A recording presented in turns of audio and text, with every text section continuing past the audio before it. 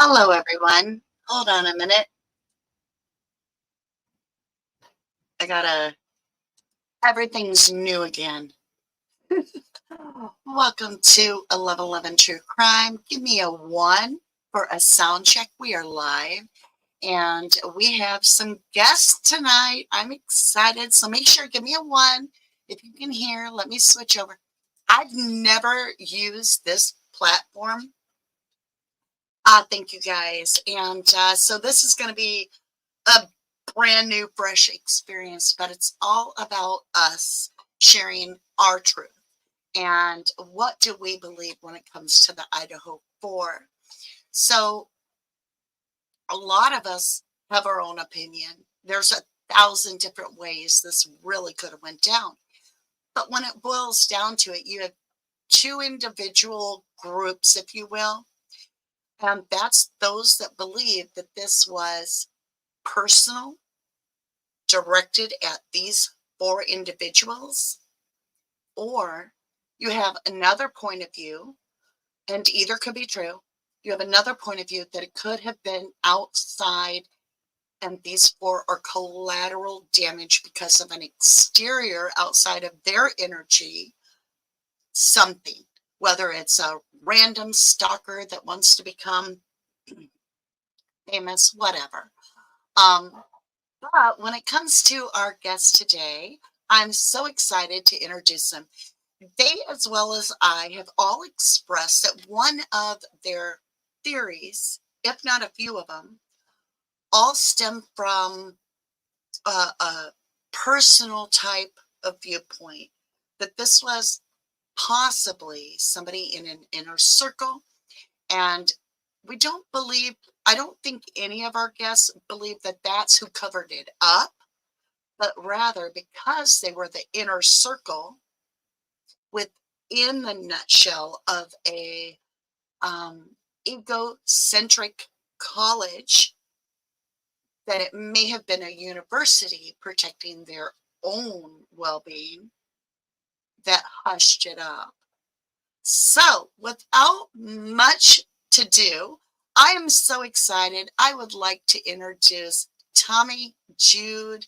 Let's see how we do this. Let's get Tommy, Jude up here. Tommy, can you hear us good? You're muted. Unmute Mike. Oh, you're muted, This Tommy. might help. That helps a lot. Hi, Tommy. Welcome, Tommy. Tommy is Hi, I go. Hi, hon. How are you? Can you hear me? I'm doing well. Yes, I'm doing well. Yep, I can hear you loud and clear. Yep. Yep. Okay, hopefully. I don't know. I'm not muted. Okay. Can you hear me good?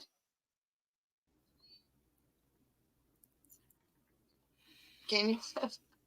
There is a big delay. I'm not sure. Let's go ahead, get our next guest up. We'll sort out the technical difficulties as we go. And Tommy, that's here with us now, is his channel is known as Once Upon a Crime Time. Wonderful channel. And then I am so excited to introduce our next guest, and we'll have all 3 of us on panel to talk about the Idaho 4, is Rory from Thou Shalt Not Kill True Crime. So I welcome you both. Let's get Rory up here. Hello, Rory. How are you? I'm doing excellent, Mom and D. Good to see you today. Oh, and I can hear you really good. Oh, good. I'm so happy to have you on the show. Hey, buddy. Thank you so much for having us. Your first show. Thank you so much. It's a big honor. I really appreciate it. I had to learn how to do StreamYard for you guys, like for real. Oh, really? It's not too bad, right? I'm used to OBS where it takes a minute. Yeah, can you guys hear me okay? Yes. Yeah, you're good, man. You're clear as a bell. Can you guys hear me okay? Yeah. Okay, all right, cool. Can you hear us, Tommy? Yeah, congratulations on your first live with some guests. Yeah, I hear you loud and clear. Yeah, it's fine. Tommy, you do have it was delay, like a just delay so in there for a little bit. Slight delay on Tommy's end. Yep. I'm not sure why. Yeah, He lives but out I in the middle of nowhere, so you got to give him a don't know. minute. Let me get over to chat for just a minute, you guys. How do I do that? Okay. Just go to comments.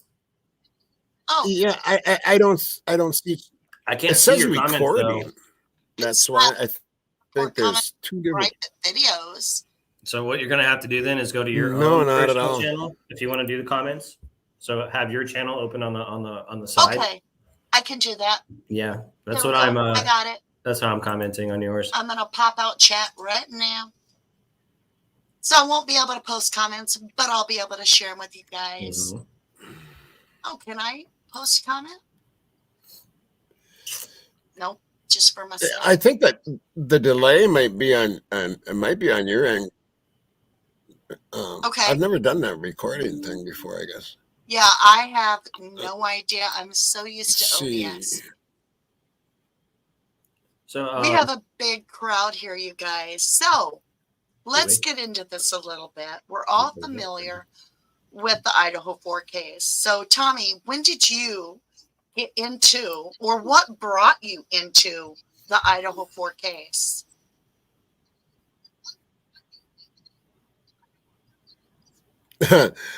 Honestly, I was in a Facebook group and it was awful. I got attacked every time I was in there.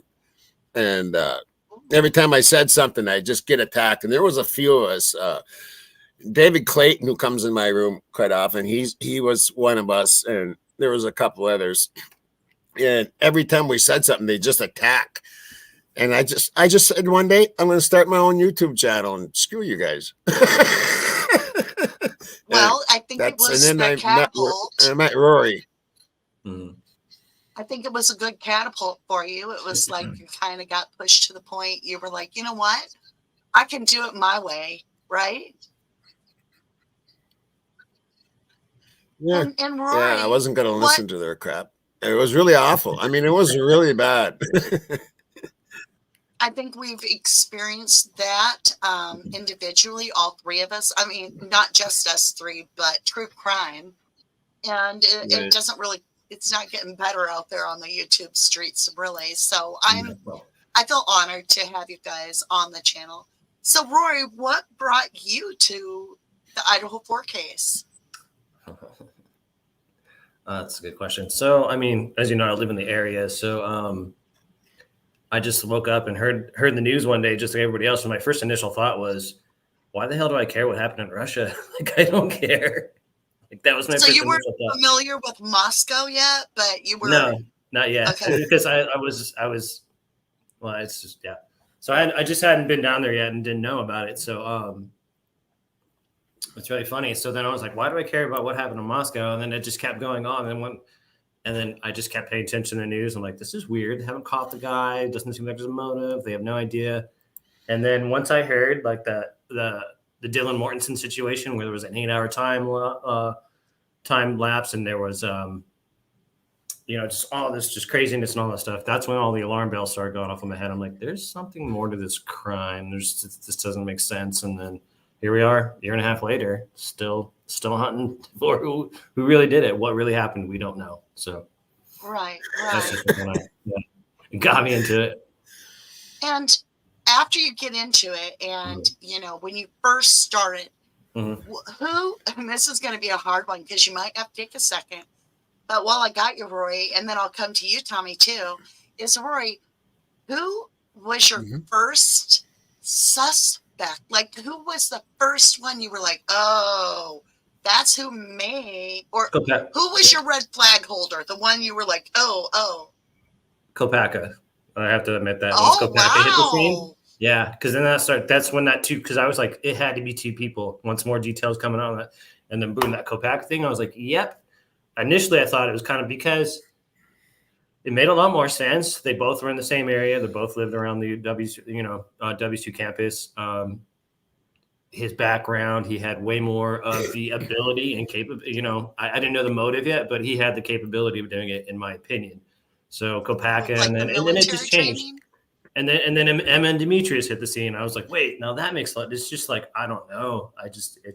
I will say this. I'm pretty sure that if it was Brian, it was somebody else with him, because I know there's no way that he could have planned this all by himself and gone in there by himself. And it seems like, well, there's no stalking. Bill Thompson said there's no stalking. So for me, in my personal opinion, for you to walk into that house and do what he did and got out of there with no blood trail, it means you planned it. It means you planned it. And it's personal. This is a personal attack. Because look at the damage that happened to Kaylee. Look at the damage that happened to all of them. What did the cops initially say? A page redacted from the PCA exactly. on Ethan alone.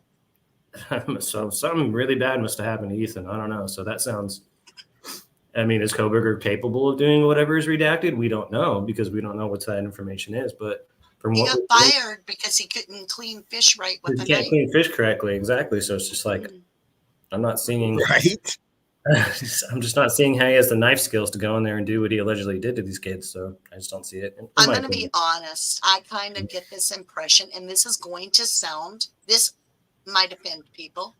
But, you know, I can't please everybody, and I got to be honest. I feel like Kohlberger's a little sick kid all through school in a way. Like the one that's kind of like the weak one you're worried about that the kids are going to pick on because, and you've heard it. And so as he gets older and therefore you don't hear of him being like, you know, there's a mountain guy that goes out and chops wood and does everything. It's all very... And I have great respect for every nerd out there because I'm one of the biggest nerds. He's nerdy. He's not an outdoorsman. No. He's not this guy that knows how to, you know, handle himself with a weapon that you hear of. You never hear of Kohlberger going down to the range and being like, hey, hand me that AR-15, right? Yeah. Doesn't seem like a gun guy or a knife guy or anything like that. Exactly. No. So, Tommy. How you doing, Tommy? Where were your red flags? Who was your first person that you were like, wait a minute, this is the person that has my most interest? Who was your suspect?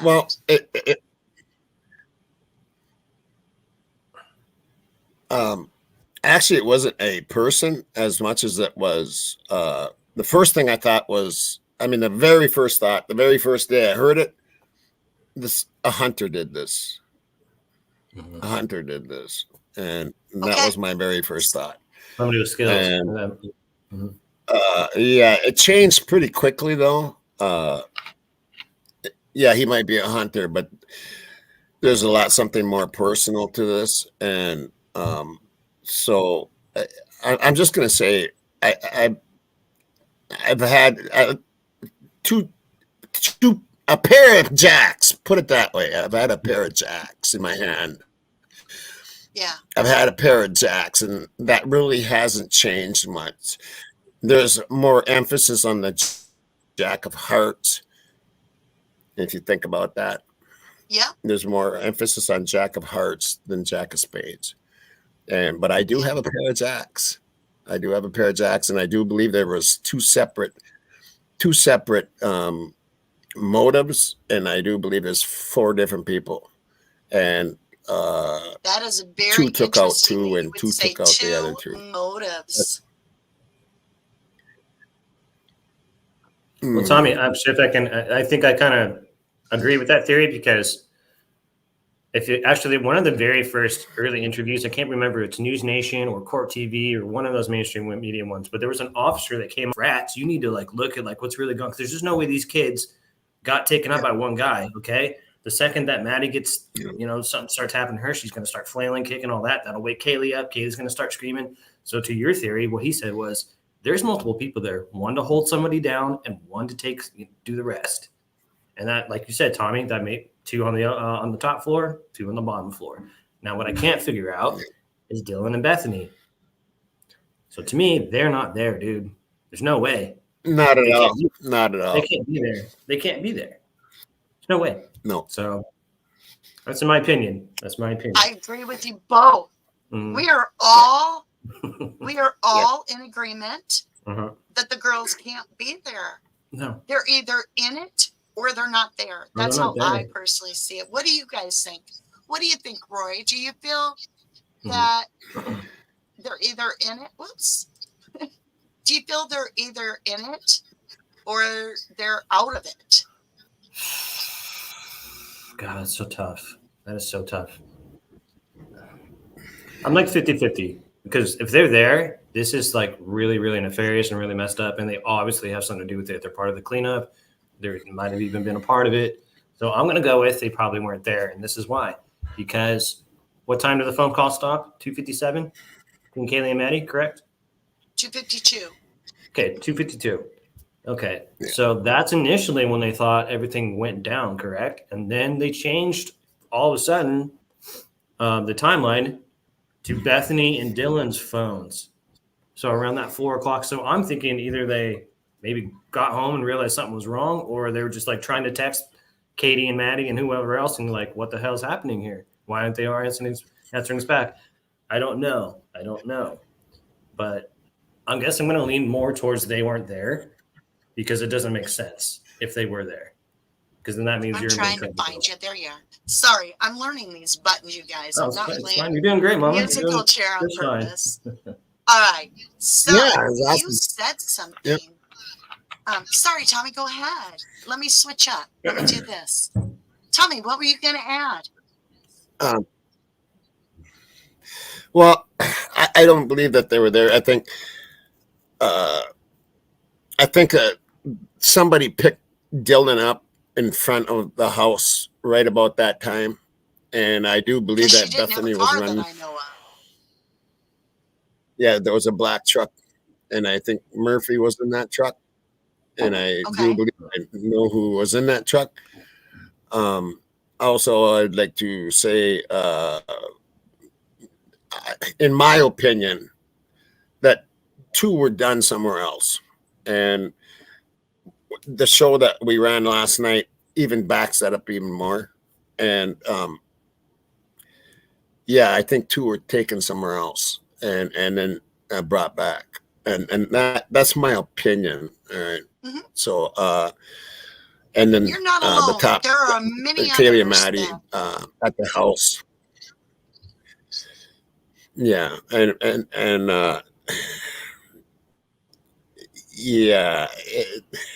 at the 2:52 was the last call. I think it was going. It was either going down then or it was even before, and they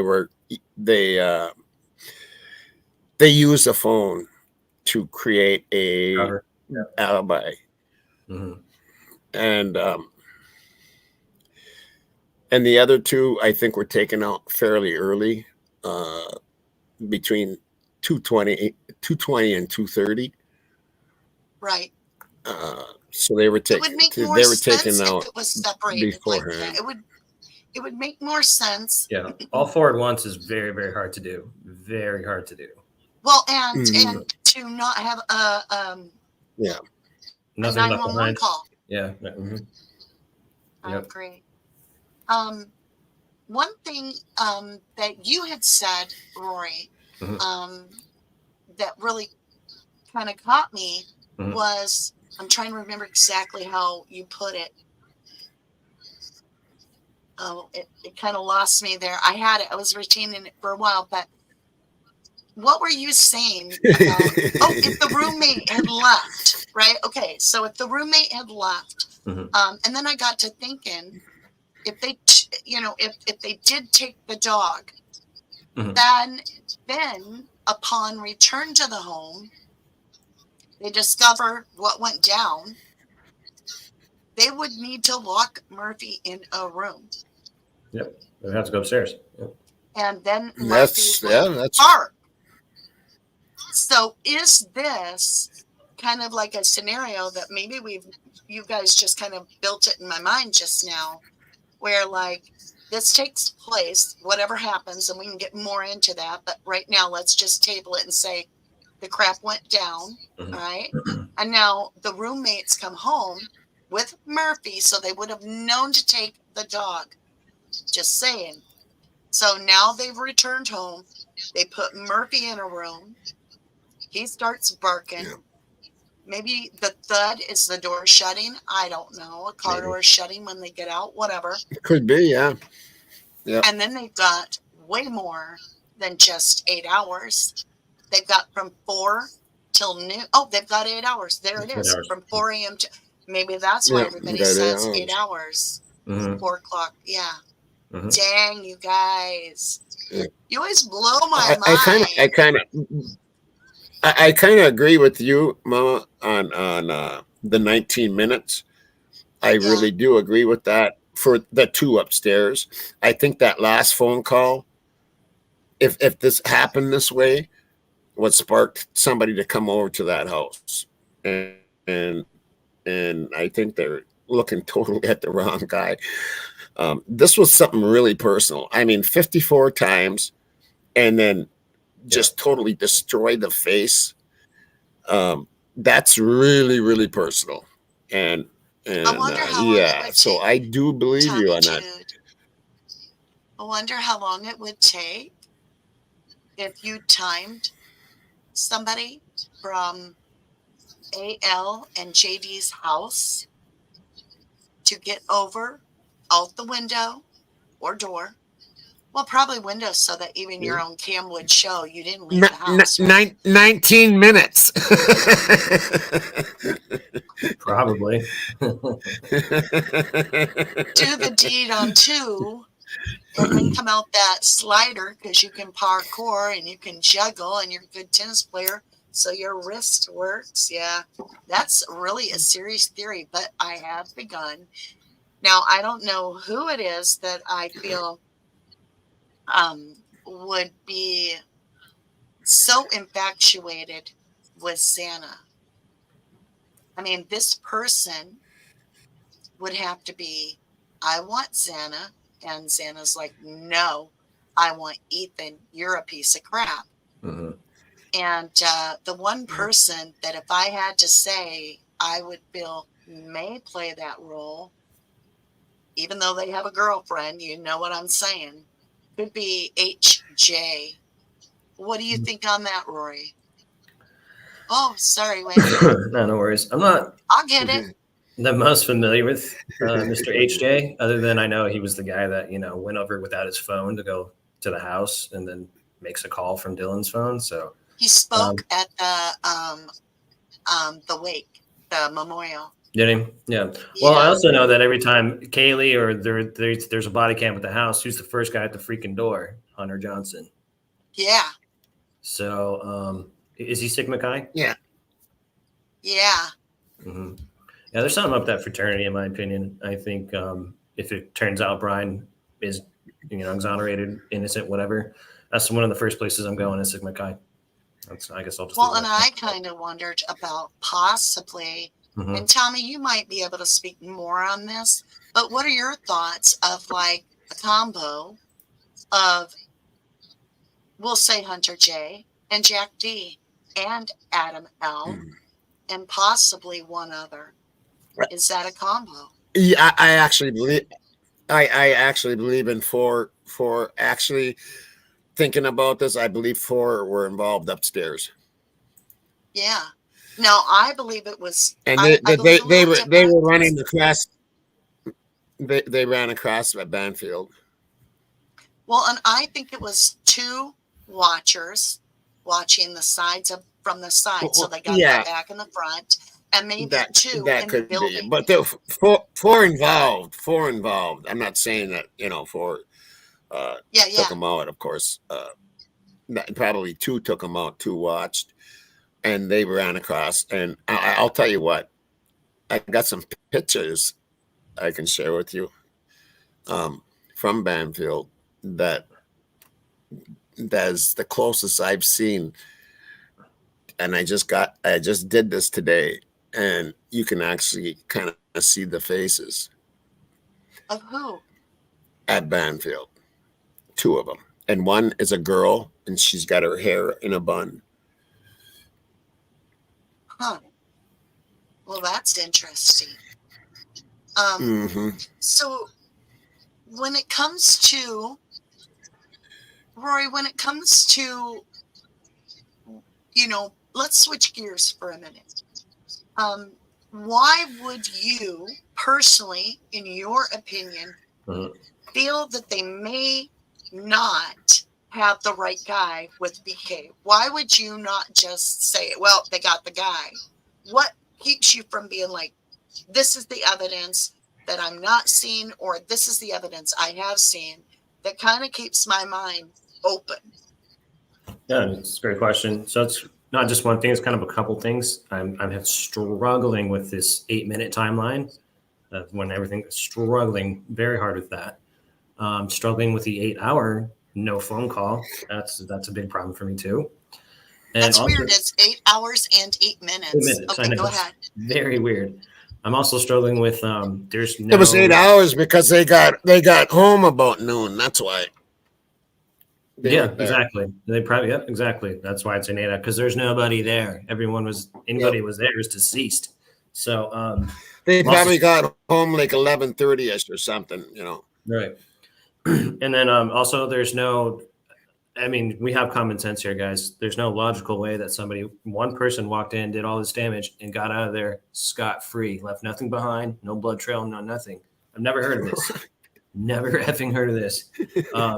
Also having a problem with, if you say you have all this, you got him on camera, you got him, dead to rights with his car and all that stuff, just show it to us and we all can move on here. Nothing.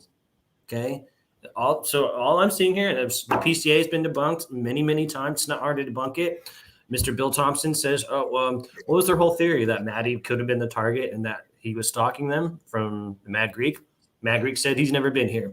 Bill Thompson said, no, sorry, no stalking. So all of your theories and all of your supposed evidence and all these hardcore facts you got are bupkis, because you have not been able to prove it in any way, shape, or form, in my opinion. I'm not a legal expert. I'm not a cop. I'm not a lawyer. I'm just a member of the jury like everybody else. And if I was in the jury pool right now, and of course they'll never select me, but if I was, no, throw him out, get him out of jail right now. That would blow. Me and Tommy would be like sitting here with our mouth open for like the rest of the year if you got selected. I know, well, but yeah, I mean, I'd be like, what? Yeah, Like, and I don't feel like being sequestered for 3 months or however long the trial is supposed to be either. So that would suck. yeah, and then you'd have all this thing where everybody'd be like, oh my God, did you hear Roy got selected for jury duty on the BK trial? And then all that time would pass, and then we get to it, and they'd be like, "Oh, we're not doing it." Yeah, exactly. So that's about how it would go. Yeah, I mean, the only thing they have, and they can't prove how they got this 20 cells of DNA on a very particular spot on the knife sheath, right in this little crevice in the button snap, and it's transfer DNA. So it's just like, again, it's just show me your work, show me how this is actually happening, show me, and I'm good. Trust me, it's been a year and a half. We are all ready to move on somewhere else, but we can't because the truth is not being told in any way, shape, or form. It's pretty obvious. Look, the mainstream media has a narrative. LE's got their head so far up their butts, I don't even know what to do with them. I'm done with that. And okay, well, I gotta step in because you were 1,000% right, and this is important.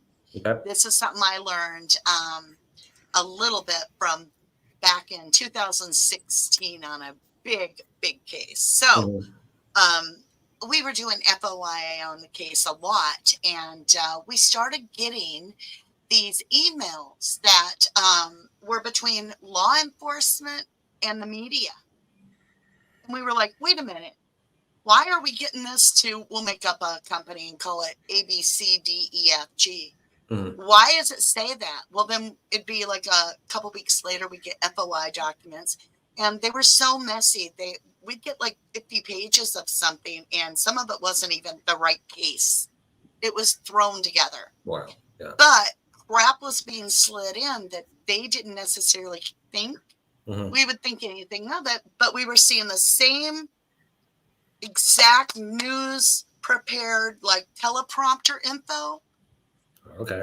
And it was from the DA, and it was to every single news broadcast. Yeah, that's what they do. Yep. And that's what they do. And so when you see these paid, I call them lobbyists, you can call them media. They're not here to bring you the news. No, they're not. They're going to go to the teleprompter and they're going to read whatever the LE has said the cases are for the day and the information they're going to release. Have you ever seen Anchorman? No, but I should. Do you know who Ron Burgundy is? Yeah. Okay, that's the famous thing is whatever you put on the teleprompter, he's going to read. So that's exactly what the mainstream media is. Whatever you put on the teleprompter, they're just going to read it because that's all they do. They're just talking heads, and they're just, They just, yes, sir. Yes, sir. Okay. Well, whatever you want me to say. That's it. They don't even think about it. Remember when like CNN used to be awesome, like in the 90s and 2000s, like Larry King, like, you know, they did their job. They were unbiased. They went out and did their journalistic duties and actually asked the right questions, didn't come home with a bunch of BS. They, you know, they told you the facts. Boy, what has changed in the last 20 years? I don't even know. Remember when during the war, you'd have the media guy out there on the front line trying to get 30 seconds worth of footage? Yeah. They don't do that Hearing no a more. gun, you know? I miss those guys. I miss hearing the real truth. I do too. But you know, when you get Julius Strange now finally released, but look at all that because he exposed the truth. And so when you get journalists that are truth speakers fighting for the truth, it's crazy. I'm just gonna tell y'all, Sandra Birchmore is a case I'm working, and 3 law officers took advantage of a minor child in their Police Explorer program and essayed her, and it's horrific. And their chief of police had come out and said one's being decommissioned and will never be able to work again. The others are being investigated. But you never hear of a criminal charge. Now, the girl is then a few years later still seeing the one of these officers becomes pregnant and then is found deceased in her apartment. We have a very credible forensic pathologist that says this girl was a homicide. And we can't even get an investigation. So I'm like, I'll do my story. I'll work hard. I'll put it out there. You know what? There's this thing called, hey, can you see my shadow ban? Because every time I release anything on her, I can barely get 200 views on our channel. Being shadow banned. Yep. Yeah. Well, I don't say that together, but you feel me? Oh, we know what it is. It's fine. Yeah. And it's because we can't talk about anybody in authority that has overstepped their line. There's no accountability. And, you know, to me, they should be held at a higher standard. A much higher standard, absolutely. What if you got in trouble if we went to trial and it was a mistrial and you found, and it was all based on that the investigation went like shit? What if all of a sudden you didn't get to be an investigator after that? If there's any accountability, we resolve problems. But instead, the way it's based right now is actually causing a huge disconnect in our trust within the authority system. Absolutely. Well, yeah, and that goes all the way to the highest courts. You know what I mean? And I mean, the world is changing. It is the world that we grew up in, and it's actually kind of pretty scary what's going on right now. I agree. Yeah. Very scary. But actually, Mama D, you brought up a good point. I think this is kind of what's happening with the law enforcement with the Koberger case. It just seems like there's a lack of accountability. A lot of, I don't know, I didn't see this video. Go ask the custodian. Go, you know, it's a bunch of merry-go-round, pass a hat, hot potato. Nobody's taking accountability for anything, and it's because this is just my opinion, but it just seems like, again, the mainstream media is behind them. The state of Idaho is behind them. The prosecutor, you know, it's just they don't care because they're like, we got them. We got this little bit of DNA. They don't have to really trial that hard in their minds because it's a slam dunk. So they're just going to go out there. Bill's going to keep continuing looking down and writing whatever the hell he's writing on his pad, and they're just going to go through the motions, in my opinion. But he's writing DNA. Wait, let me get my notepad. It's like the Right. Right? Where am I going for dinner tonight? Yeah. Tommy, do you That's all think they it's going to got. be a That's all they mistrial? got. Do you think it'll be a mistrial like the Karen Reed case, Tommy? You want my honest opinion? You want my honest? No, I want you to lie to us. Of course, I want your me, honest opinion. Gosh, I just sounded like Nancy Disgrace. Go ahead. I think they wanted to go to trial, and I think they want to go through all that. And if they do make it there, that'd be the craziest thing I've ever seen. Because, I think you're going to see within about 8 weeks, there's going to be a huge change in this case. And I hope so. yeah, there's going to be a huge. That's my opinion. That like within about 8 to 10 weeks, there's going to be a huge. Well, huge that's change how in long the this. trial's supposed to go. So, I mean, that would probably be the end of it. So, I don't know how they're going to space Well, it out. yeah, but the trials. I'm saying 8 to 10 weeks from now. Not, Oh, okay. I thought you meant okay. Yeah. 8 to 10 weeks. I think I'd say around November-ish or something like that. There's going to be huge things that happen in this case, and I mean there has to be. There almost has to be. I can't believe it's been almost 2 years in November. That's insane, dude. That's crazy. Yeah, that's just totally crazy.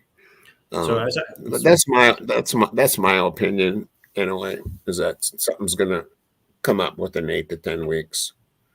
Like what kind of something? You know, Tommy, you're teasing us. You got to tell us more of what's going to happen. Oh, you done did it now, Tommy. You done did it. You whet my appetite. You can't be like, well, in a couple months you'll find out. You got to give us at least a cookie crumb. Let's just say there's more than a parallel investigation going on. I'm pretty sure of that. Okay. I'm pretty sure of that. All right, Rory, are you ready? You're getting put on the spot. Oh, God, what'd I do? All right. Do you feel... I'm glad I'm not there now. You're on the spotlight. All right. Do you feel that this could lead to a mistrial? That's a very good question. It could. Okay, so I think the trial will come down to Psy-Ray. Typically, in my opinion, I do believe that it will go to trial because, like Tommy said, they need it and want it to go to trial. They have to. So I believe once Psy-Ray, if he's actually able to be like, no, Brian was nowhere there, unequivocally prove that Brian was nowhere near there. I don't care if he's in the park. I don't care if he's in Blaine. I don't care if he's at Albertsons. I don't care where he was. But if he can say, yeah, the car was not there, he was not there, that's case closed for me. That's it for me, in my opinion. So if Psy-Ray is able to go in there and unequivocally, bust it out and be like, nope, sorry, you got the wrong guy. I don't see how, in my opinion, what the prosecution can really do after that. The problem is, how is the DNA there? Where did it come from? That's the only thing I really am stuck on at this point in time for the prosecution, and that's the only thing they got. Will it go to a mistrial? I don't know. No, I think if they think, like I said, Psy-Ray says, boom, he's not there, they have to say, no, I'm not guilty, and he walks, and then he shoots the hell out of the state of Idaho. That's my opinion. Follow-up, big-time follow-up. So let's pretend we're on a magic carpet ride, and they're like, BK didn't do it, he's innocent, he's been acquitted. Are you boys ready for this? All right. Now, what in the world are they going to do? They've destroyed the house. They have no bodies left to exhume because all the victims have been cremated.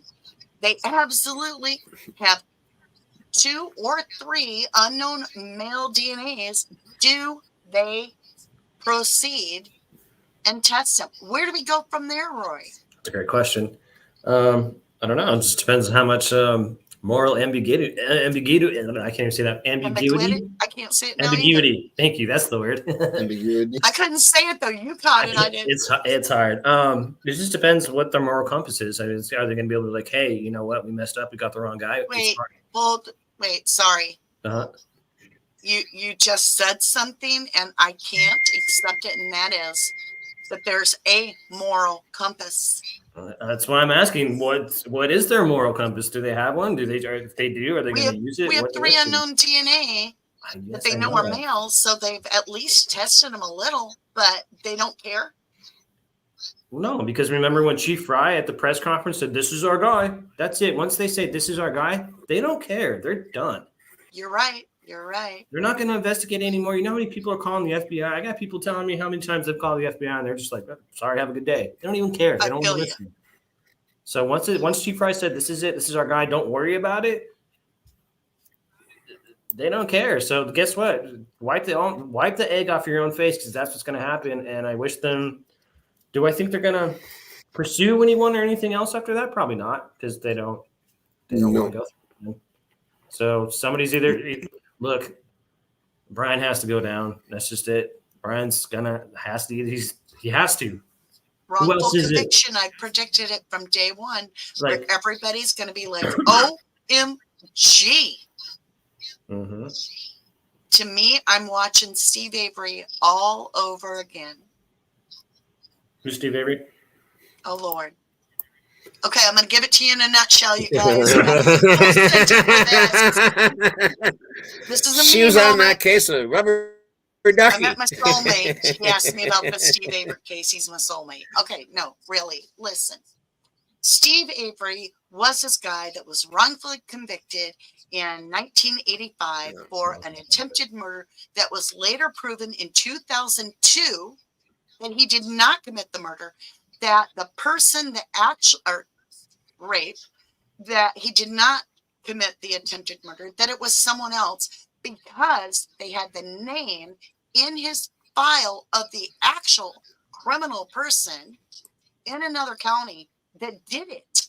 And so the Innocence Project opens up the file, and there is a piece of paper with the name Gregory Allen. So we now get to new DNA testing. They go grab the original evidence that they at the time couldn't do much with. They test the hair, and it proves to match the name in the file, which they now figure out and suspect that the DA, that the chief of police, that the sheriff all knew for over 9 years that the guy they had in prison, Stephen Avery, was wrongfully being held. So Steve gets released. The lab holds off for a year, stalling, not wanting to, let it cool down before we let the results out, right?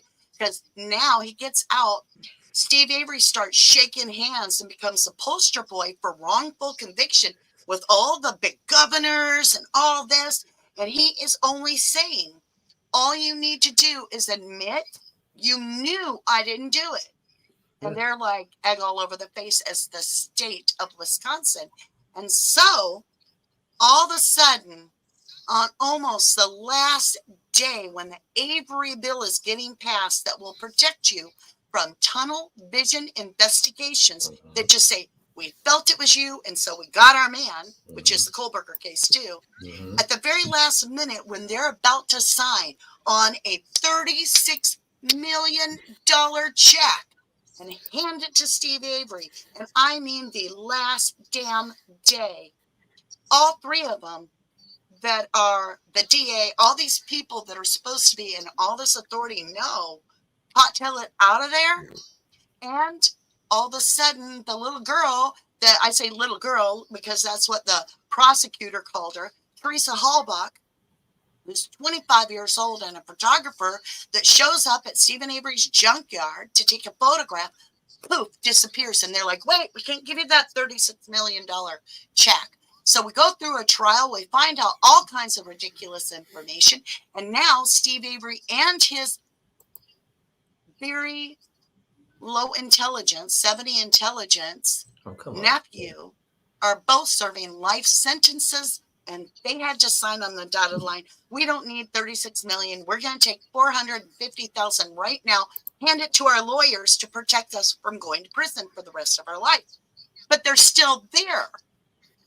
Wow. Yeah. And I beat this case to the point, I know it.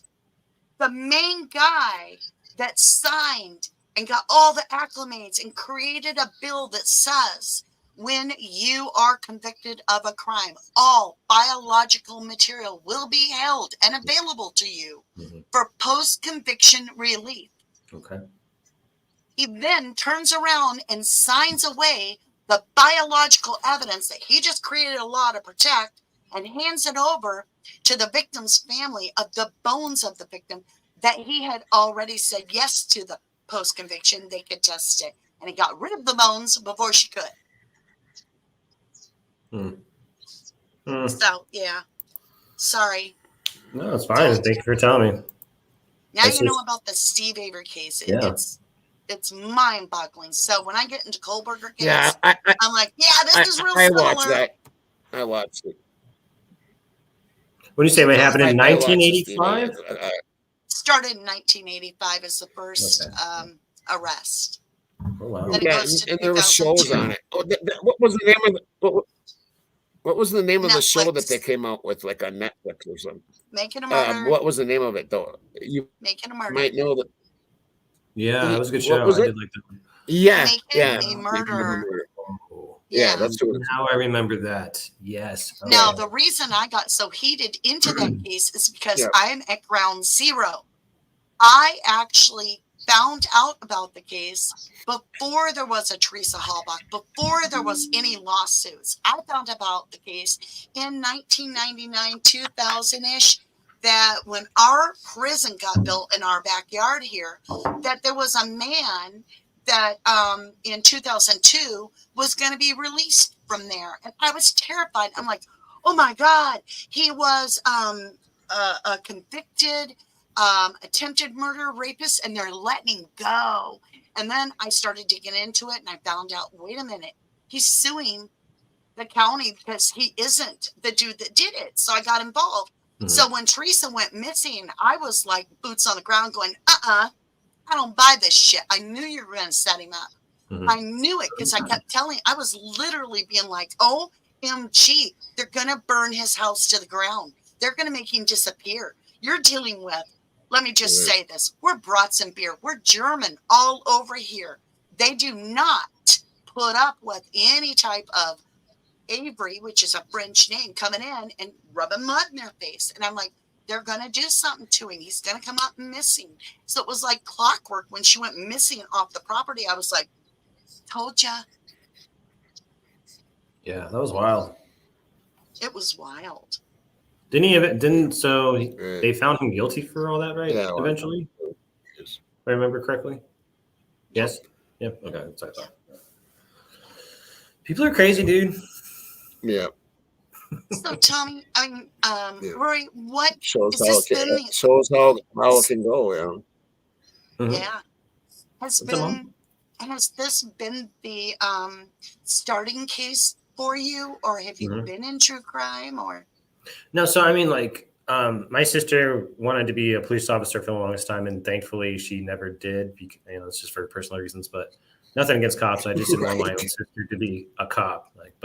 So she kind of got my interest into it. We sit around and talk about like the law and like go over certain cases and stuff. But like, I didn't really get into YouTube until about like 2016, and then just like for some reason it was all either like sports or true crime. So. But I was always got into it 2016 as well. Yeah, it's just kind of, that's when I finally got, it was like, all right, YouTube's legit. Like, there's a lot of stuff, and I've learned so much from YouTube. And of course now, like, I'm trying to establish a living on YouTube eventually. But what got me into true crime really was just, I think I got into trouble as a youth, early 20s. A lot of people do, nothing serious, of course, but I had a run in with the law. And I just didn't like the way I was treated. I didn't like the system. I didn't like anything that was happening with the whole legal process. And it just kind of like, and that's where kind of like my inkling for true crime and how our society works and the laws and all that stuff kind of happened. And then I had been struggling. I've always wanted to start a channel, but I never knew what. I started a couple channels in the past just about other things, and I just lost my passion for it because it's like, this is not what I want to do. But then when I started last year, it felt right. Everything clicked. I hit the ground running, and here we are. So, I finally found what I love and what I'm good at. My niche. Yeah. Yes. Thank you so much. Niche. And And then, that's what it takes. You're right. It takes, I'm like, I'm a Gemini, so I float around like a butterfly. I'm on this, I'm on that, whatever. But that, I think with Tommy, Jude, and me and you, I think when it all boils down to it, we're all very passionate about true crime in the fact that we want the truth. yes. And I think just like the mainstream media constantly, I don't care about political beliefs or whatever that, but once I saw back in 2016 what the media was capable of with the politics that were going around at the time, that's when I was like, I'm done with media. I'm done with like, so that's kind of like where the seedling and the seeds were planted to like eventually get to this point where like I'm sick of being lied to. Like everybody's sick of being lied to. I don't appreciate my intelligence getting insulted. I know you don't, and I know you don't either, Tommy. So that's just what they're doing. And it's up to people like us to just tell the truth, and people need to make their own choice, you know, and that's fine. I can't force feed you. I can't make you do anything. Like, you can lead a horse to water, but you cannot make it drink. You don't want to drink, and it ain't going to drink. So that is so true. What about you, Tommy? So what brought you, I mean, where were you with true crime? Did you just all of a sudden? I was in true crime for forever. I was in true crime for forever. Like way back at when Unsolved Mysteries came on. I mean, I watched it every week. I mean, it was like, you know, it was like clockwork, and so I've been in for a long time. This case is what dragged me really into it, though, to get a YouTube channel and stuff, because the way I look at it is that I believe in his innocence 100%, and I think he's getting screwed over really bad. And I just felt if I can, you know, just change a few minds, it's worth it to do this, and maybe in the process learn some things that I can communicate to others that can actually get something done. Yeah, that's exactly it. And, you know, I asked myself too, you know, why do I work? Because it sounds really easy to be a YouTuber, but there's an hour on screen, and there's a great deal behind the scenes. Hard. There is. People only knew. I'm going to tell you guys a funny one, all right? So Quentin, he's 21, and he goes to work, and he works doggone hard. He's a nutritionalist at the healthcare center for the elderly and disabled. And so he is running his butt off for his 40 hours a week. I mean, he is running. And I'll take him into work, and then I come home, and you know, maybe my dishes aren't done for that morning. And then he gets home, and he'll be like, "Mom, what are you doing?" I'm like, "Working." He's like, "But you were working when I left." I'm like, "I know." Because there's always something. You're either researching, you know, or you're trying to answer somebody's question. 20 hours a day. It's 20 hours a day is what I figured. Pretty close. Yeah, and I don't think sleep. it's not work. Even though it is that much, it is like, you know, pretty much my waking day. Even if I'm folding laundry or whatever, I'm listening to something. One case I'm on, or this case, or whatever. But I don't think any of us can call it truly work. It's more like what we would be doing. Even if we didn't have a channel, we'd still be doing this in some fashion and trying to figure out how to make a difference, because it's something within the person. You guys feel that too? Do you feel that way, Tommy? Yeah, it's a passion for in this case, it's a passion for the justice of it, because this is the worst case I've ever seen. And I mean, it really is. It's something really dirty going on, and it needs to be exposed. I do. Can I share those pictures I got? I'd like the audience to see them. I have no idea how. Can you just share screen?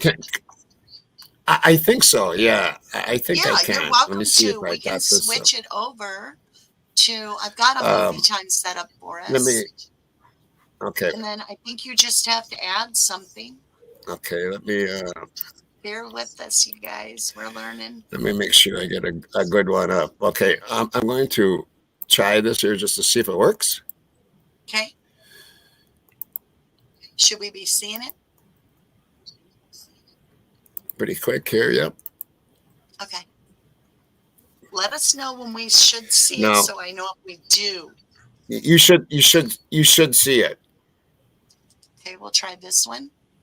We are not seeing it, Tommy. Can I do something like 5%?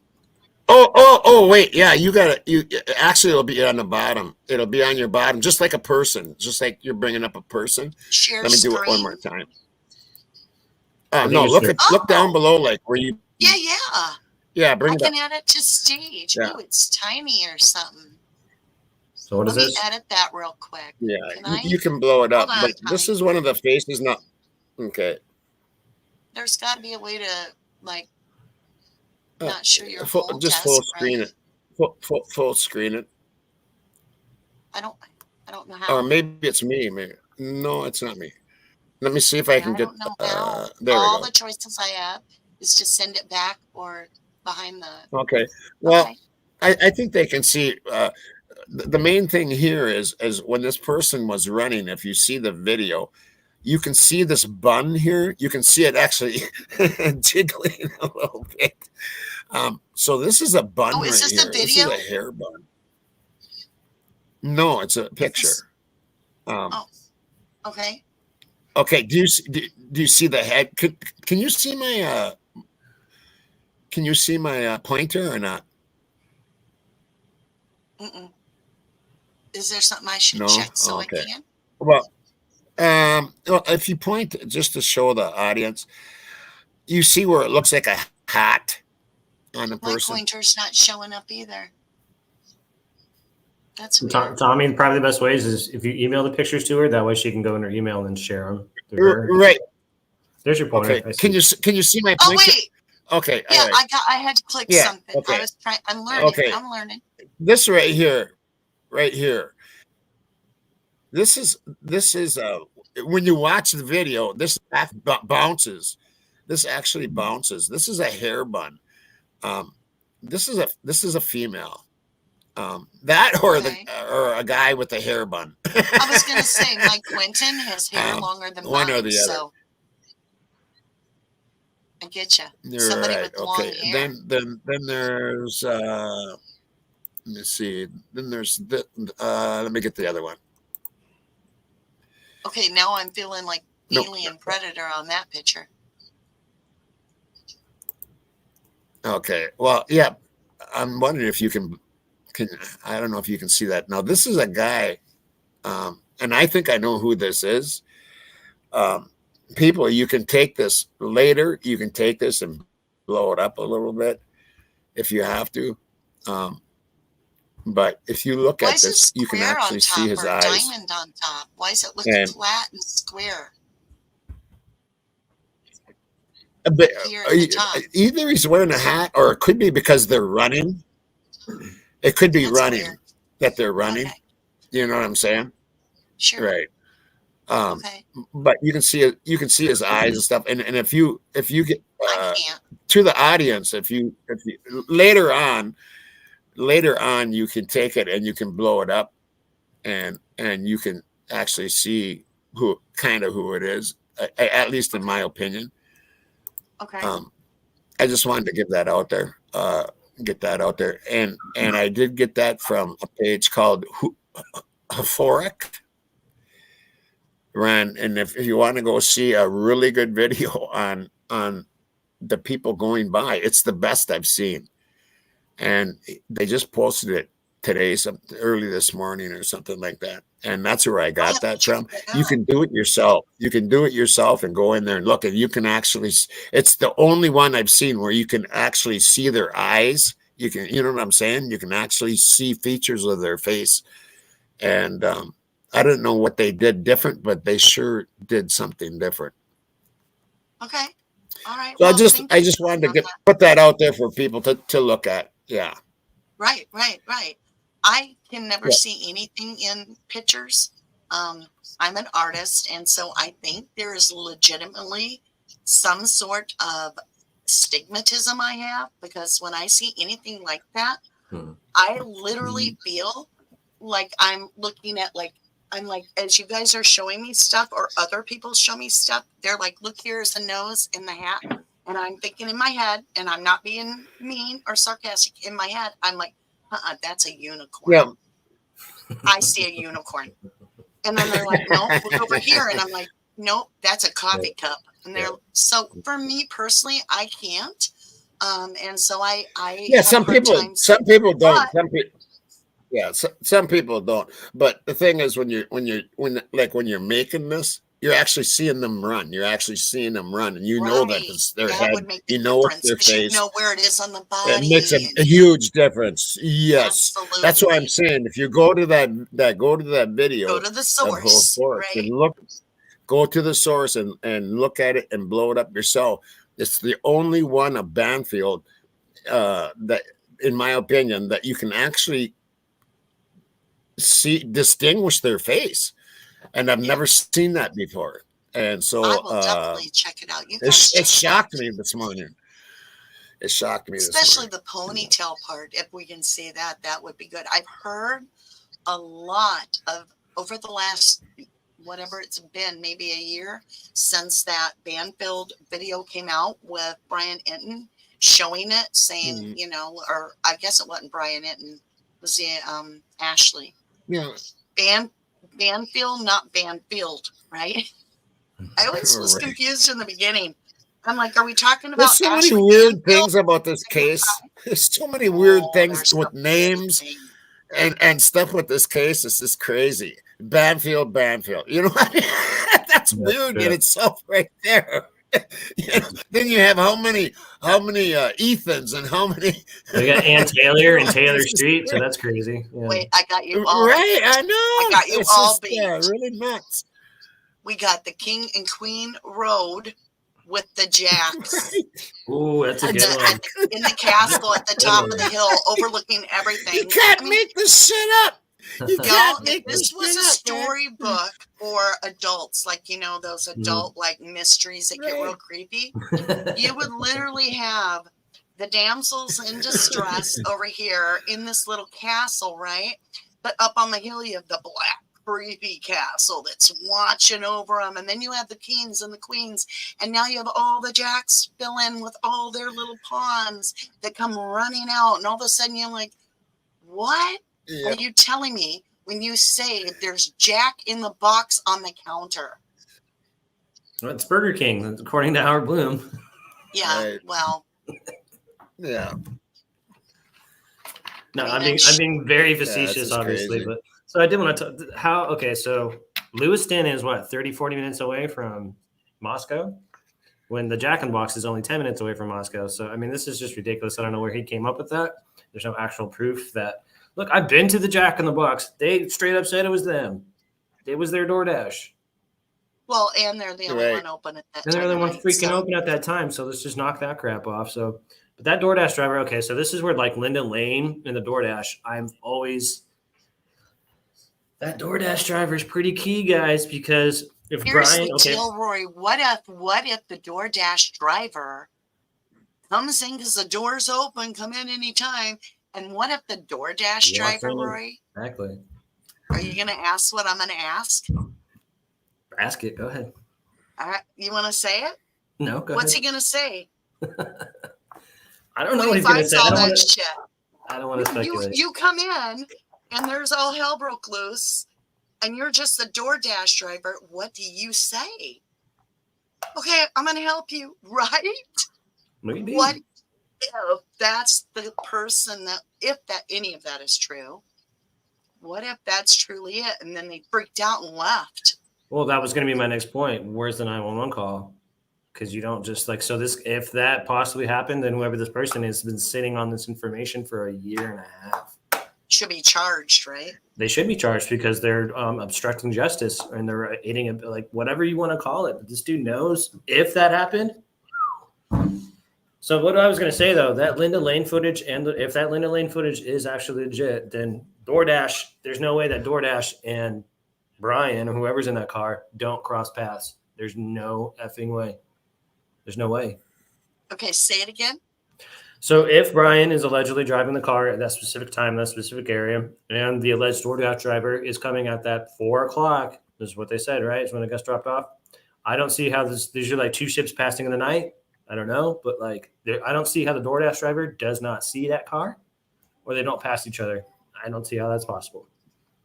Well, I absolutely do understand what you're saying and agree. But one thing that happened, and you know how you have those moments where you really want to kick yourself because you knew better than not to record it and now it's gone?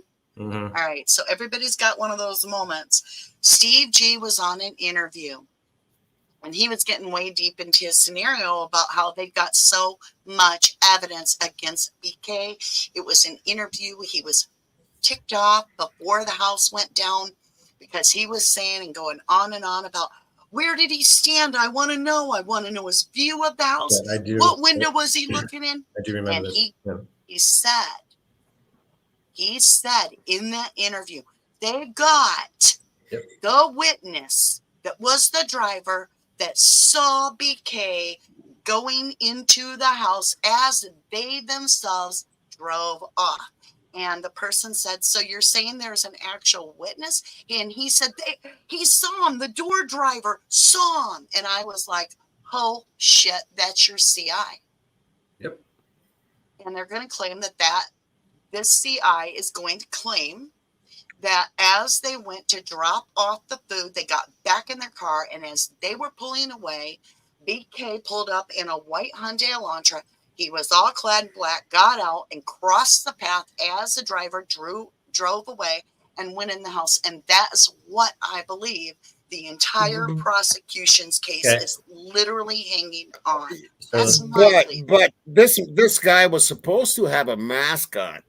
Thank you. How can a what door did he go in the front? DoorDash driver, how can he recognize he had really thick eyebrows? Yeah, is this where the bushy eyebrows comes from? Maybe it's the DoorDash. Well, and that was a little bit of a follow-up, and he clarified that he didn't say BK. He said he saw the man get out of a white Hyundai, and I think he literally said, or it was a different time, or he did it again, Solanta or something. He messed up a little bit, but anyway, he mentioned the white car, and I literally had a lot going on with my family that night, and the next morning when I got up, I spent at least, I'd say, randomly 4 hours digging for that. Even my watched ones, I couldn't find it. I'm like, what? I know I didn't imagine that. I know I didn't. Right. Yeah, no, it's the first time I've heard about that. I was thinking you were more referencing the one where he's like, we know it's BK because I can see him sitting in the white car staring at the house, yada yada. I've heard that one, so I was like, well, where's the footage? Like, just show us, and we're all good here. But again, this is semantics, okay? I love CG. I have nothing against the family, but one day they'll say one thing, one day they'll say another thing. I don't know where they are anymore in the case. It seems like Steve is open to the idea that maybe something else happened. What's her name? I always forget. What's the wife's name? Christy. Christy seems like she's like the cops, just BK, and that's it, and doesn't want to hear anything else. So that's fine. But it's just my problem with him. It's just like, who? Okay, so allegedly, what I've heard is the prosecution hasn't even talked to the family.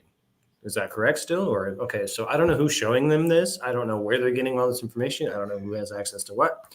I don't know. I'm not going to call them liars, but I just don't know if I can run with that. I don't believe that story.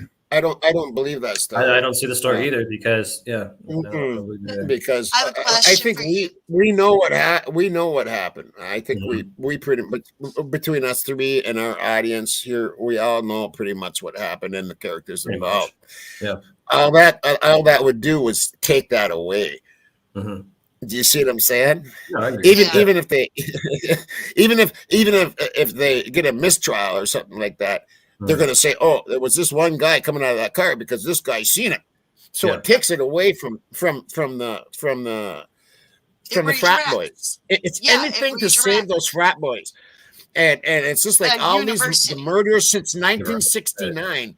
1969, none of them have been solved by police. Like hotel hell, you check in, but you don't check out.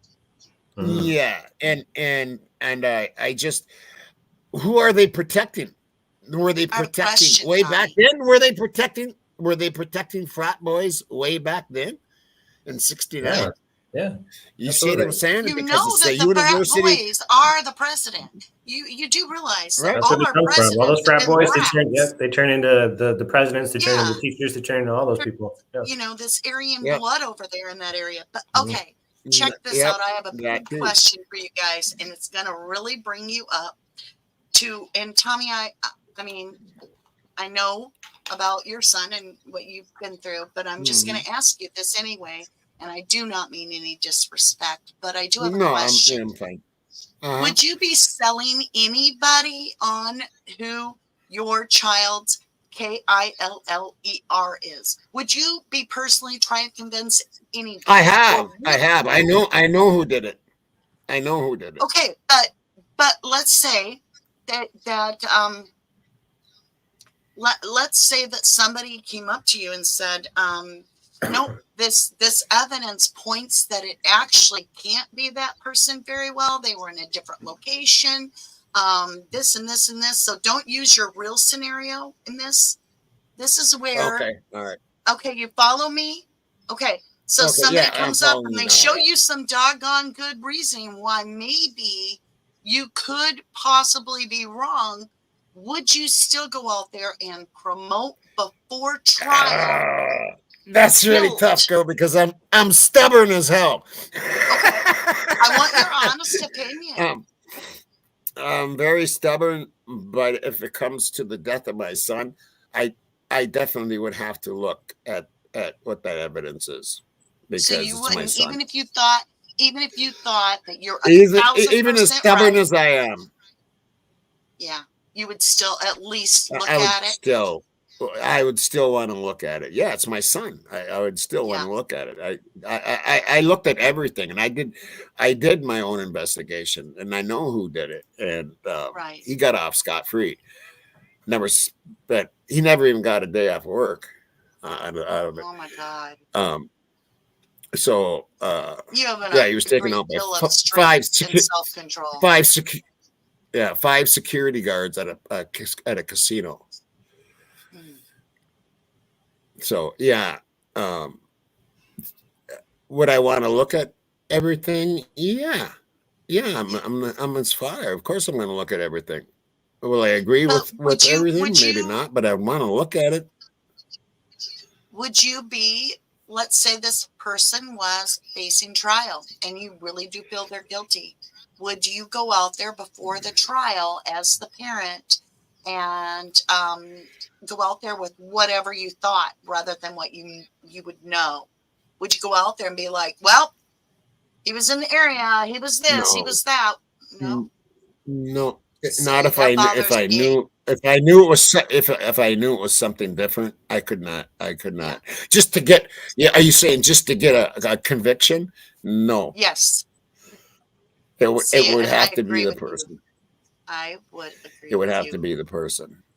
Yeah. Okay, Rory, what are your thoughts? So same kind of question. Let's say it's one of yours. Maybe it's a brother or a child, whatever. And you believe you know who the person is, and they're facing trial, but until trial you're not 1,000% sure. One, would you go out there and just sell your story in hopes to get that conviction and get them locked up because you yourself feel they're more than likely guilty? Mm-hmm. That's a really good question. I personally would probably do what Steve Gonzalez did at first. I'd hire my own private investigator to make sure. And that is because this prime example right here, what Ellie is capable of, which is corruption and just getting it wrong or tunnel vision or whatever. So I would hire my own private investigator to get to the bottom of the truth. That's what I would do personally. I would too. Or I do it myself because, this is kind of what we do. We're pretty solid investigators ourselves. So I probably most likely do it myself. But yeah, it's just unfortunately I like law enforcement. I don't have a problem with law enforcement, but unfortunately it just seems there's too many cases where it's like, what's going on here, guys? Like, I don't know. We've all run into them, and it just seems like, I don't want to call them like a gang, but they have this mentality. There is a certain I don't know what you want to call it. Conditioning, I guess, is the word that I want to use. It's just I call it programming. Programming, conditioning, whatever you want to call it. But yeah, I just for me, I would just take care of it myself as best as I could legally. I mean, don't go out there like, busting down doors and being a vigilante or anything like that. But try to do it as legal as possible. So, that's how I'd handle it, in my personal opinion. I was working on the Christine Rudy case, which is a town 10 minutes from me. Okay. And I knew her personally. And when she was only like 16, and then she was killed at 21, she was 6 months pregnant. Mm-hmm. And her husband allegedly did the crime. Mm-hmm. And in reviewing that, I found that it was almost as if they went out there and they sold the story so that you know, how do I put it? They were like, this is exactly what happened. There was no real trial. It was just like, you did it. There's no denying you did it, and you're going to prison the rest of your life, and that's it. And I still to this day have a lot of questions, because even though the husband was atrocious and he allegedly admitted it, I have a problem because of her remains were being worked on at the same time, another case where they're missing bones, and then we go do the DNA report on that case, and I'd been working this case, and I had the DNA report of Christine's blood, her DNA, and I get a match. And I'm like, what the hell? I'm supposed to have two different victims that live 3 hours apart, but they basically come up and they're like a match, and I'm like, that's not even a kind of match. That's like they match. And so I've gotten to where personally, I think I'd do like you, Roy. I'd get a private eye. I'd investigate it. Yeah. I'd be like, Tommy, I would absolutely work the case to where I knew it. But even knowing it, I don't think I'd want to risk tainting that's the tricky part. Yeah. You know, the objection of others, the unbiased opinion of others, so that I felt in my heart that that person sunk their own boat. Right. So I ask that because I see these parents that are like out here going, they're moving too slow. He's wearing a suit, and he should be in orange. Yeah. And I'm like, he's shackled, number one, and he's innocent until they prove him guilty. That's so the problem. That's yeah, and like in my son's case, there was no criminal trial. There was a civil trial, and they were found to be responsible for my son's death, and I don't it was listed as, Tommy. How can they not get a criminal charge? This is the reservation for one thing. And they have their own courts, and it's a total different ballgame. So there was a lot of they were found responsible for his death, but on death certificate, and a very famous medical examiner.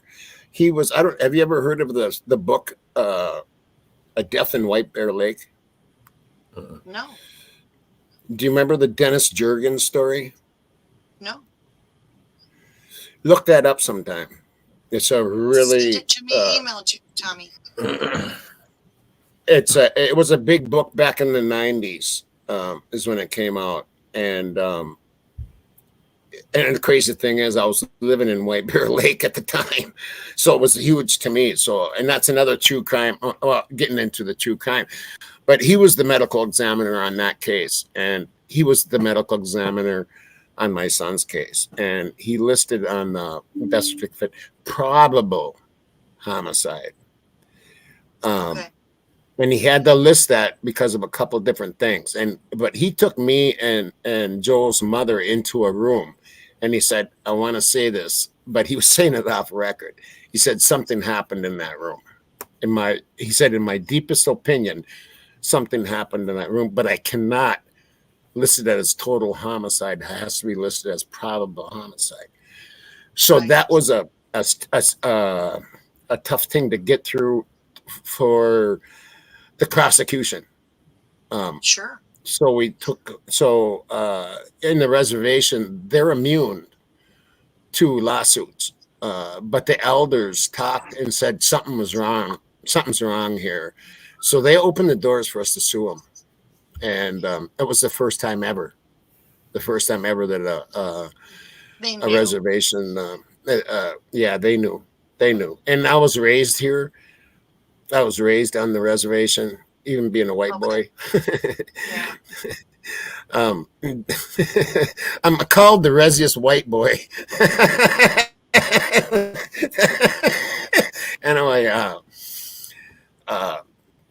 yeah. So, but it was a 5-year case, and it took a lot out of me, and I went down some deep, dark roads during that time. You went through But the dark night of the I soul, wouldn't. I'm sure. If I was, I don't think I would do it over again. I don't think I'd do it over again. We had to watch film of him dying, and oh my God. Yeah, we had to watch. Okay. I don't know if I can handle. Watch. I don't even know if I can handle knowing that you had to see that. That. I'm sorry about that, Tommy. They didn't roll him over. They didn't roll him over for 6 minutes. They didn't try to rescue him for 6 minutes. The EMTs didn't even roll him over to try to rescue him. And we had to watch. So we had to sit there and watch him die. And then we had to read all the autopsy. Like I said, I would not go through this ever again. And people like put blame on me for going down dark roads and getting into the opiates and all that. You know what? I thought, fuck them. I'm sorry for the language. You're here to live until you your life. Walk through a person's shoes.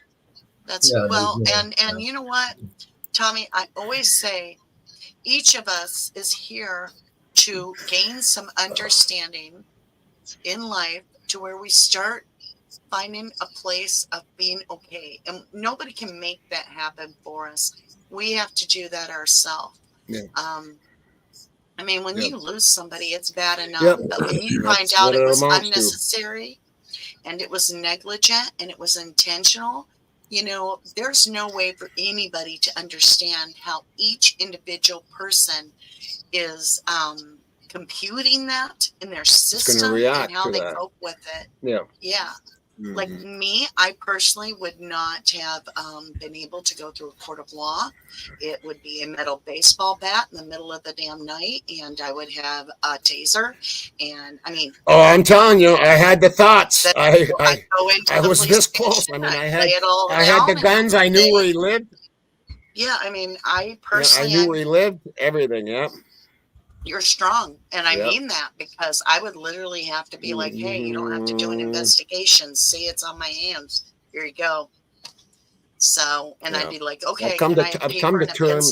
You have to come with sooner or later you have to come to terms with it, though. Sooner or later you have to come to terms with it, and you actually have to forgive the son of a bitch, because otherwise it's going to eat you up. It's going to eat you up, and you're never gonna be okay in that. Which I'm not okay, but you know what? There's a saying I have. And I mean this on my good days and my bad days. And I tell myself this all the time. And I give this to the advice to every listener. It is absolutely okay to not feel okay. How about that? It's okay. It's okay. You know what? You can wake up one day and you can tell everybody around you, listen to me. Yeah. I am on a hairpin trigger today. I don't feel like me. I'm looking to punch a wall. So it would be great if you'd stay out of my effing way and not pick today to be your day to act with me. And you have to go about it. Right. Don't fuck with me, man. Don't. I mean, I have a shirt that literally says not today. If I come out wearing that from my room. Nice. Everybody in the whole house is like, all of a sudden dishes get done. I don't got it.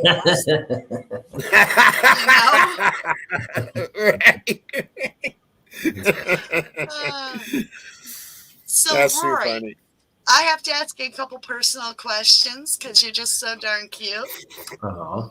I'm just saying, how's it feel to be like literally everybody's like, oh my God, you're getting Rory on there. He's so cute. He's so handsome. So do you find that, I'm just going to ask, do you find that most of your listeners are female? I think it's 80. I mean, I just have to ask a couple of those, like our crowd wants to know. No. Yes, they are. Ladies, thank you so much. You're very, very kind. I appreciate that. I think it's 85% of my audience is female. So yeah. So what's it say when only 10% 2% are male in my population. You know, I thought about that. It's just like I don't no, really. I do have a bigger population. To me, it's just like they're like, this guy's got too many girls in here. I don't want to compete, or like I don't know, like, or they're just I like. think it really is that the majority of true crime right now happens to be more female than male. But if you look at, there's a lot of male content creators, though. There's a lot. There's a lot. So I would say that most of the true crime gentlemen choose to do their own thing, which is what I like. I studied channels for about 3 or 4 months before I was like, all right, dude, just get off your ass and freaking do this and start your channel and do what you got to do. But I usually only watched like, this is like way back, but I watched like Harsh, JD Gunner. There was like True Crimes, Rocket Science or something like that. Yeah, it was a lot of dude channels. Voice in the YouTube. Yes, thank you. A lot of dude channels, but then I saw how many females were in there. I was like, oh, okay, all right. So I was like, I like women, so let me go start my own channel and we'll see how it goes. So yeah, no, that wasn't the reason why I started my channel. I promise, but it's a very nice perk. Yeah. The very first time I decided to ever do YouTube, ever, there was only like 2 true crime channels. It was in 2016, and I mean like random ones like this, not like the big main ones. Yeah. And I got to where when I was working the case, if something popped in my head, I could be fresh out of the shower with soaking wet hair and no makeup, and just be like, throw my house robe on and film this much of my face, and I'd go online on YouTube. There was no like algorithm care, nothing. I would just get on there and I'd be like, OMG, read this. And then the next morning there'd be 10,000 views on it. Where are people coming from? Yeah. Well, I decided, everybody told me I had to have a Facebook group. And so our Facebook group got so out of control because you got to remember, this is at the height of making a murder. And I'm local. Okay. So at that point, rubber ducky has become a big thing. And all of a sudden, all hell broke loose. And it started with this guy that we didn't know why, but while we were on a live broadcast, we get the news that there's this guy that gets shot in the face, okay, that's related to the crime that we're researching. So we started digging into it, and we find out that this guy that was shot in the face while we were live, okay? Wow. Not like, we were researching. Like, while we're live, we're getting the news broadcasts being pumped into chat that this man is shot in the face and that it's related to Teresa Halbach. And we're like, what? So we go through a whole rabbit hole. It tears up from that point forward. All hell broke loose. Mm-hmm. Our channels were all true crime. All of them. All were absolutely shut down, deleted, taken over. Really? We had no place to get online. Oh, wow. All of a sudden, I was disconnected from everybody. Our Facebooks were gone, everything. And we had each other on, it was like a IRQ where you could chat and words would show. But I don't think you could voice chat. So we were trying to communicate with certain people. And we're like, we'll start a new YouTube. Well, I just started. And then my computer gets hit and everything I owned electronic got hit with worms. And I'm like, okay, viruses. All right. And then the physical assaults on our lives. And I'm talking, our kids were targeted, every one of us. And so we got out of true crime. We were out of it. Like I was not allowed by my family to touch a computer for a year and a half. Even if my kids saw it, they would freak out. We had to get counseling for the kids, legitimate counselors. Wow. And my oldest son that lives separate from me, he got all hell broke loose in his life with a stranger that began to stalk him. We didn't know what was going on. He came downstairs. She threatened to kill his dog that he's walking out with. And he stopped to her, and there were witnesses all over on Main Street. And he said, "You're not going to kill my dog." And she's like, "What you going to do about it?" She walked down and filed charges against my son saying he threatened to kill her.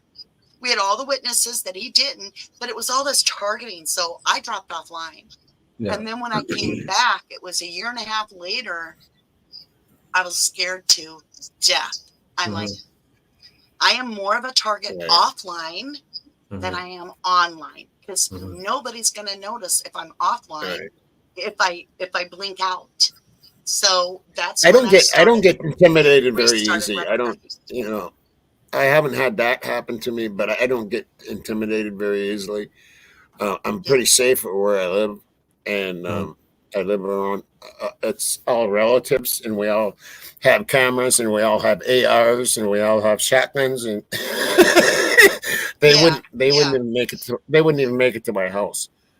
So I feel pretty secure where I'm at. But that, Let me tell you, Tommy, I'm going to explain something. That's crazy. That's crazy stuff. You don't know crazy.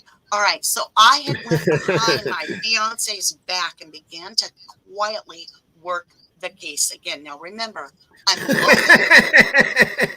oh yeah, I'm like having an affair with Steve Avery in a sense, because I'm on the case when the boyfriend's sleeping. As soon as he's asleep, I'm like with the laptop, right? So I'm over here on the laptop and I'm working, and my phone rings at 3 o'clock in the morning, and he's got to get up at 4 to go to work, and I'm like.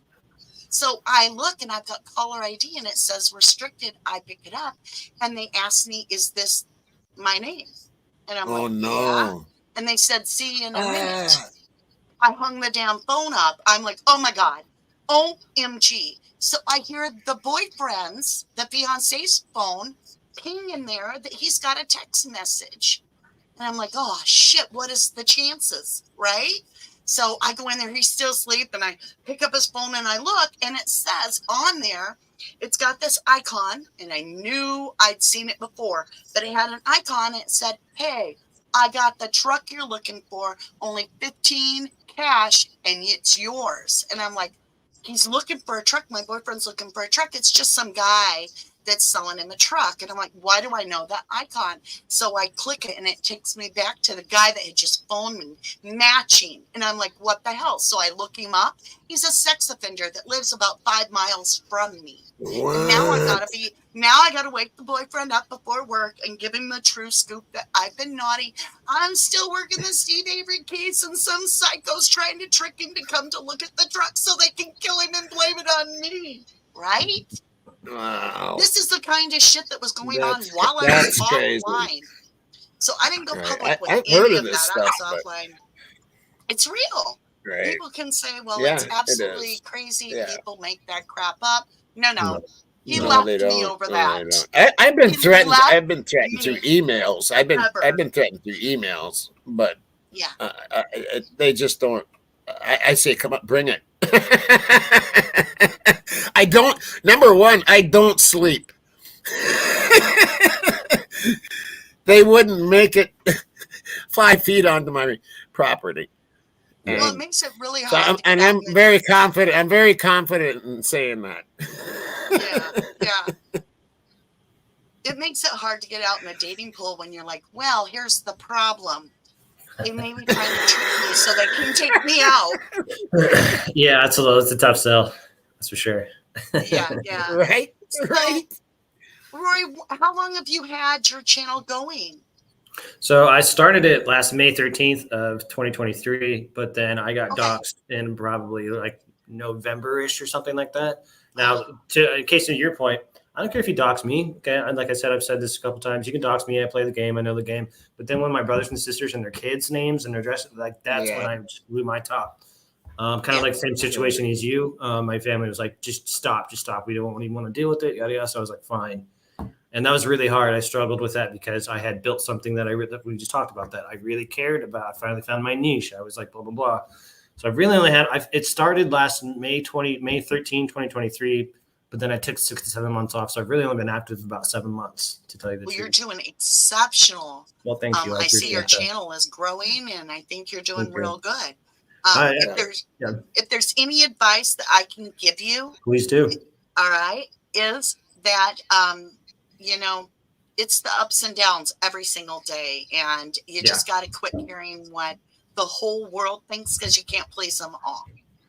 And Oh, I don't so, care. Yeah, it's more behind the scenes stuff that I got to control right now. That's what I'm Yeah. going through right now. But no, I don't give a shit. Like, listen, you want to? It's a free country, free press, but it's supposed to be anyways. So if you want to say Rory's the dumbest mother effer I ever saw in my life, blah blah blah. Okay, great. I probably think the same of you, butthole. So I don't really care. So, Right. that's the But- quickest way for me to figure out who the weeds are. Zach, thank you. I'll just I have my, you're no longer Yeah. on the channel. Nobody can see you. Yeah, I don't watch you. I don't care. I'm not going to promote you. Yeah, same thing. So I don't think really all care. creators feel Yeah. like, we can disagree. Mhm. No problem. You can call me stupid. You Yeah. can call me silly. Whatever, dude. You can Yeah. call me whatever that way. Yeah. But do not disrespect me as a human being, nor Yeah, no, anybody in that's a big here. problem. Right. Because as soon as Yeah. you come in with respect and one of the creators, Mhm. most of us are just simply going to be like, oh, there's the weed. Yeah, you Pull it just out. pull it out and say Yeah. goodnight. Yeah, that's it. I mean, yeah, I agree 100%. I'm the same way. So Yeah. you just weed them out and Yeah. yada yada. Like I said, somehow, some way, I've only had to block about 3 people. One of them being my ex. So it's. I'm pretty, like, Oh, I hate to even think. Well, I know one of my exes in the watching because he's in prison. I think mine's. I think there's. I've seen a couple comments where I'm like, that might be her. So I'm watching her. So, we all know how that goes. But anyways, Yeah. It's just. But for the most part, I'll let you say what you got to say. But if you start like attacking, like you said, me personally in some extremely disrespectful way, you're dead. Like we don't need to talk to each other. So Yeah. yeah. Let them go think they're talking when there's nobody seeing it. I feel you. And I've seen, I've seen other creators, just rip me. Oh, dude, who was that? But I detective drug guy I just go my own way. I don't even say a word. I just go my own way. You know what? If they want to cut me down and all that crap, let them talk. I I'm don't learning, care. but I'm also a redhead. I have a nice little family, and I love my little family that comes and I gotta for our family that's how here. They really are helpful. They're really like We they are. we have They're great awesome mods. family. I'm sure you got great mods too. So it's just Yeah. they help. Yeah, we all have incredible supporters, and that's the truth.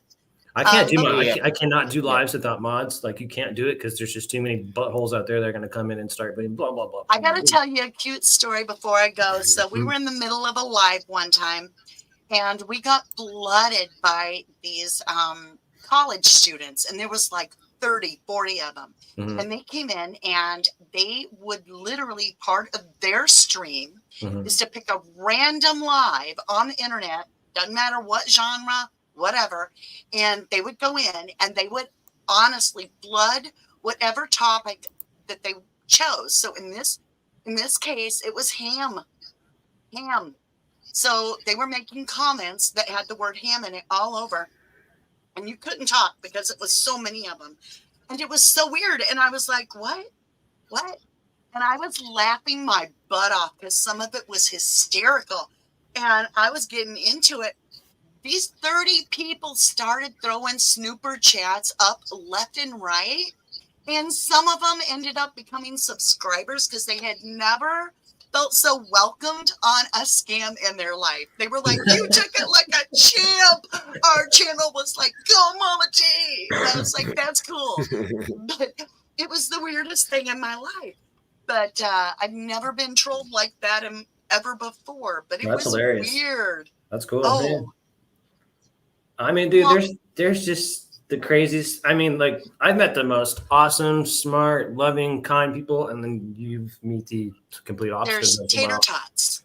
So there's smart people, and there's tater tots. That's just life, dude. So it's just like it's the constant battle of having to be a battle of wits. Like you just gotta. I don't know. It's just funny when I came back to my channel. It's just like I had to make some really solid, hard rules with myself. Like if I don't know who you are, you're not coming on my panel anymore, because that was kind of like something that I would allow. It's just like open panel. I don't care who you. Not happening anymore. I don't know who you are. You're not going to show your face. You're not coming on my fucking panel anymore. Excuse my language. Sorry. Yeah, no problem. I went on somebody's channel. I went on somebody's channel. Yeah, I'm sorry for the F-bombs there earlier. Like I was on somebody's channel one time, and he brings up somebody, right? He brings up somebody from out in the audience, right? one of the crowd or whatever, and the guy he does a dick pic, man. No, that's I've been warned about that too. Be careful, like they'll just straight You up, know what I mean? Yeah. Yeah, you got to know who they are. You got. Mhm. I won't do the just let anybody up there. I want to Yeah, I'm see. not I doing want to that see anymore. who they are Did you guys backstage. see it when we got the call? Now they did this to T-Rev too. The same guy did, but he called up on my channel. I was doing Sebastian Rogers' case. He calls up on my channel when I have the live call in, and he gets on there. He's like, "Hey, it's Josh." I'm like, "Oh, hi, Josh. Welcome to 1111 True Crime. What do you have to say?" He's like, "Turd cutter," and he hangs up. And I'm like, what? He literally called just to say turd cutter. So I'm like, that's so weird. The next night he does it again to me. God. But listen, this time I'm like, wait a minute. This sounds like the turd cutter Josh. And he's like, yeah, turd cutter. He gets off there. He goes over and he jumps onto G-Rev's channel. Yeah, turd cutter. So all our family comes running back to me and they're like, T-Rev just got turd cutter on his channel. And I'm like, oh, it was funny. It was totally funny. Oh my god! I'm like, what in the hell? Somebody really had a good time with that. Oh God. You gentlemen have been absolutely wonderful for coming on to our channel. We feel so honored, and it has been a blast. I hope that you guys are going to come back, and we can keep doing this. Absolutely. I mean, really, it's been a blast. It was an honor being here. Yeah, thank you for your first one. You did great. Your first one. Did I? Yeah. Okay. Yeah, you did. I can tell you, I was nervous. I'm like, what if I don't think of questions? What if I draw a blank? I mean, It's funny because like me and Tommy will make this. We have this joke sometimes where it's just like, bro, what are you going to talk about before your live today? I have no damn clue. Right. 3 hours later, 3 hours later. So you'll figure it out. It comes. Yeah. Yeah. And that's we've gone on the shows not knowing what we're going to talk about. I have no clue what we're going to talk about. And then, no idea at all. And then 3 hours later, you're like, oh, what the hell happened? So it just doesn't. You did great. Well, I knew that I wanted something that had common ground where we all kind of like could put a stake in the ground. In the inner circle of the IDAHOFOUR is where we all felt, from my perspective, I saw us all in sort of like an agreement that that's highly possible. Yep. And so I was like, that would make it personal. And I think we all have expressed that we feel there is something personal. Now we need to get ready because after this, you guys, we are going to head over. For those of you that want to pull cards with us, we're going to pull cards on the Sebastian Rogers case. And I'm going to tell you right now, the Jody Sue reading in the Summer Wells case is comparable to how hot and on target this read is. So if you don't know how to read tarot, but you want to understand, there are words on my cards that actually tell you what some of them are so that I can't even misinterpret it. And this reading is off the charts. So feel free to join us over there. There'll be a thumbnail. And then also, please go over to Once Upon a Crime Time with Tommy Jude. Give his channel love. Check him out if you haven't already. Most of you have, but there's always a few. As well as Roy on Thou Shalt Not Kill True Crime. Both of these gentlemen have been fantastic. Where's the goat? We're going to give you our scream, which is a sign of approval. Because you guys were absolutely a scream. You're absolutely wonderful. You're easy to talk to. You have great theories. And I really thank you from the bottom of my heart. Well, that's very sweet. Thank you, Rose. Thank you. It was amazing to be here. Had a great time and hope you can come back on my channel and we'll be back here too anytime. I would love to. I would love to. Right. Thank you, Tommy. Thank you, guys. I will see you guys over. Love you. Love you, girl. Love you. Love you so much. Thank you, Rory. All right, take care. Bye-bye. See you, bro. Take care. See you, bro. Yep. All right. I will see you guys over on to, let me see if I can do this real quick. I will see you guys over on that. Now, real quick, we do have another case we're working on, which is the Sandra Birchmore case. Sign the petition if you haven't. Get that death investigation up there. We're over 3,000 right now for signatures. It's free. I'm so excited. And real quick, DVC, digital video camera, DVC giveaway.